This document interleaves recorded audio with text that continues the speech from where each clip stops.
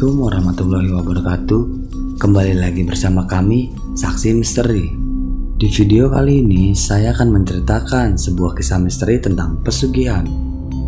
Kisah ini diangkat dari seorang narasumber yang dimana nama dan tempat sudah kami samarkan agar menjaga dari hal yang tidak diinginkan di kemudian hari. Kisah ini menceritakan tentang seorang ibu yang rela melakukan pesugihan dengan syarat menikah dengan jin. Tapi sebelum masuk ke ceritanya, jangan lupa ambil posisi yang paling nyaman dan bunyikan tombol lonceng notifikasinya. Dan cerita pun dimulai.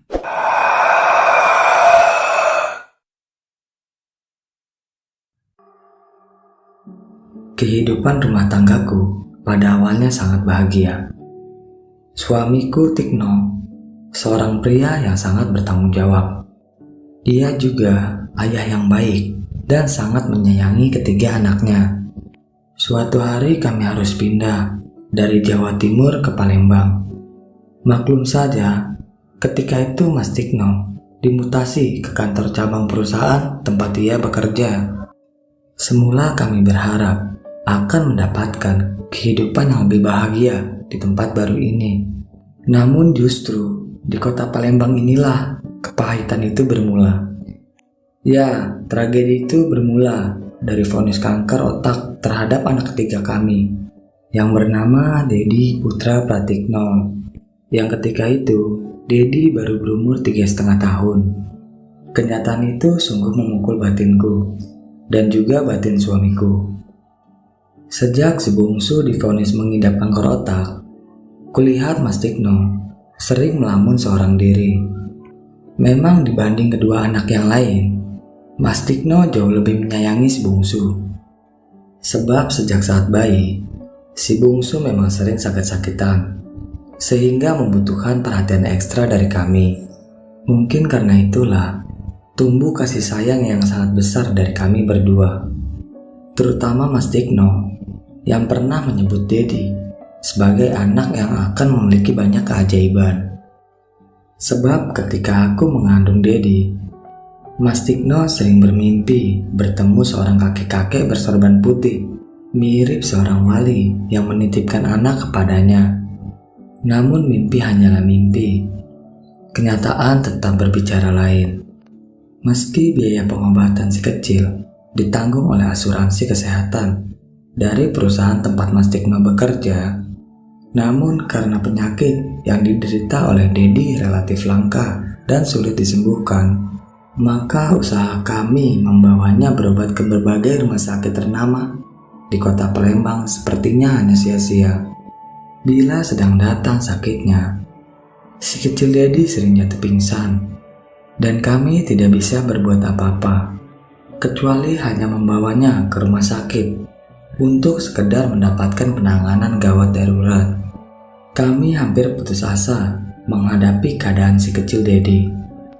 Puncaknya pada saat libur Hari Raya Idul Fitri, kami sekeluarga memutuskan untuk mudik ke kampung halamanku di daerah Jawa Timur. Di samping ingin berlebaran bersama keluarga, rencananya kesempatan ini juga akan kami gunakan untuk mencari pengobatan alternatif guna mengobati penyakit Dedi. Tetapi manusia hanya bisa berencana, sedangkan Tuhan yang menentukannya. Seminggu setelah tinggal di rumah orang tuaku untuk menikmati Hari Raya Idul Fitri, dan belum sempat kami membawa Dedi berobat secara alternatif, ternyata Tuhan telah memanggilnya terlebih dahulu. Dedi menghembuskan nafas terakhirnya dalam gendongan ayahnya. Kepergian si bungsu sungguh merupakan kehilangan yang teramat besar bagi keluarga kami. Sebagai ibu yang merawatnya sejak masih dalam kandungan, tentu sulit bagiku untuk mengikhlaskan kepergiannya. Mas Tikno pun sepertinya merasakan hal yang sama. Tetapi sebagai lelaki, ia pasti jauh lebih kuat jika dibandingkan denganku. Buktinya, walau masih dalam keadaan berduka karena masa liburan yang sudah habis, setelah selamatan 7 hari kepergian Dedi, Mas Tikno kembali ke Palembang. untuk melakukan rutinitasnya sebagai seorang karyawan sebuah perusahaan swasta. Sementara itu, aku sendiri lebih memilih untuk tetap tinggal di rumah orang tuaku. Demikian pula dengan kedua anakku, yang ketika itu baru duduk di kelas 1 dan 2 SMP. Mereka tetap tinggal bersamaku di Jawa Timur dan memilih untuk pindah sekolah. 5 bulan berlalu sejak kematian si bungsu. Mas Tikno masih rutin mengirimi kami uang untuk biaya hidup setiap bulannya. Dan di bulan ke-6, sesuatu yang tak pernah kuduga sebelumnya terjadi. Kiriman uang dari Mas Tikno tak kunjung tiba sesuai jadwal. Mendapati kenyataan itu, ku coba menghubunginya lewat ponsel miliknya, tetapi tidak diangkat. Ketika ku telepon tempat Mas Tikno bekerja, pihak resepsionis malah mengatakan kalau Mas Tikno sudah mengundurkan diri sejak sebulan lalu. Betapa kecewanya hatiku. Sebab Mas Tikno pun sama sekali tak pernah mengontakku, walau hanya sekejap saja. Kemana perginya Mas Tikno? Tak ada seorang pun yang bisa menjawabnya. Ia telah pergi tanpa alasan, meninggalkanku dengan 2 orang anak yang masih membutuhkan biaya hidup yang sangat besar, terutama untuk pendidikannya. Di tengah keputusasaan, aku bertemu dengan sahabatku semasa sekolah dulu.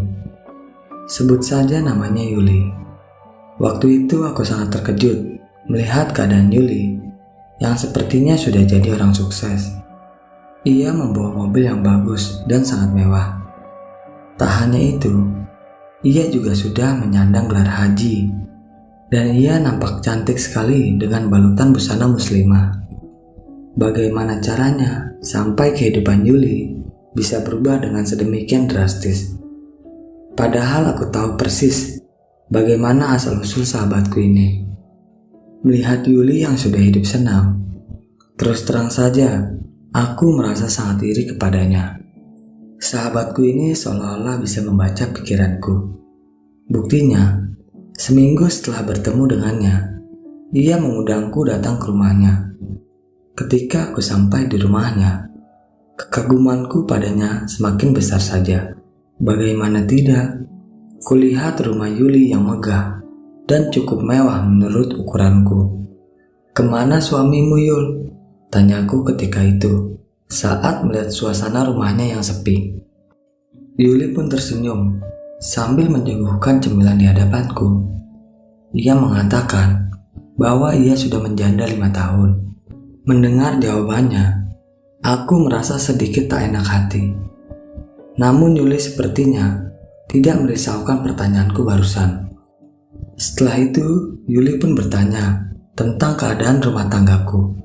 Karena ditodong pertanyaan seperti itu, akhirnya aku ceritakan bagaimana keadaan keluargaku. Sepertinya Yuli sangat tersentuh mendengar ceritaku, dan ia berkata, "Apakah kau mau melakukan solusi yang akan kuberikan?" "Seperti apa solusi yang kau tawarkan itu, Yul?" Jawabku kembali bertanya. "Kau harus kawin dengan genderuwo," ucap Yuli. Betapa terkejutnya aku mendengar jawaban dari sahabatku ini. Bagaimana mungkin Yuli yang sudah menyandang titel seorang haji itu sampai tega hati menawarkan solusi sesat itu kepadaku? Seolah bisa membaca keterkejutanku, Yuli buru-buru menyambung ucapannya.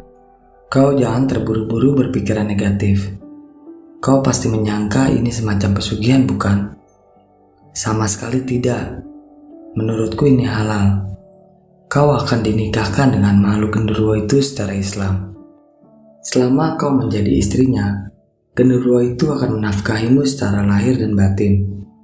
Bila kau sudah merasa cukup punya modal, kau bisa bercerai dengannya. Dan yang paling penting, ritual ini tidak ada tumbalnya. Dan asal kau tahu saja, aku bisa seperti ini juga karena melakukan ritual itu. Setahun yang lalu, aku minta cerai kepada genderuwo itu, sebab aku sudah merasa punya cukup modal untuk usaha sendiri. Genderuwo itu pun bersedia menceraikanku. Dan sekarang aku bisa hidup tenang. Setelah mendengar penjelasan Yuli seperti itu, aku pun mulai tertarik untuk mengikuti jejaknya. Terlebih lagi kehidupanku saat ini memang sangat susah.